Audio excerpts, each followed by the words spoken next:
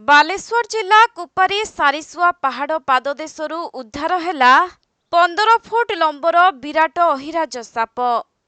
तेबे स्थानीय लोक माने गाँ रास्ता कड़े एही सापटी को देखिबा परे भयभीत होई पड़िथिले एवं संगे संगे ए संपर्क रे वन विभाग को खबर देबारु वन विभागर कर्मचारी माने सापटी को उद्धार करिबा पई चेष्टा आरंभ करिथिले एवं दीर्घ समयर चेष्टा परे सेमाने सापटी को सुरक्षित भावे उद्धार करिथिबा जणा पड़िछि। अन्यपटे साप को देखि लोकमाने जेतिकी भयभीत होइथिले सेतिकी भिड़ मध्य जमाउथिले।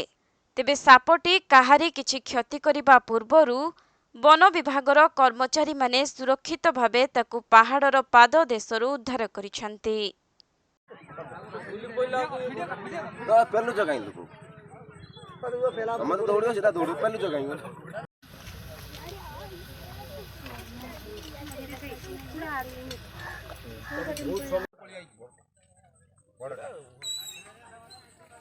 जंगल पड़ी आई पहाड़ जंगल एका कथा पहाड़ बाली मोटिया तू काई हां हां जानि जेबी तो छुआ गोटा मार देई जेबी ऑलरेडी घाइला है ना यार।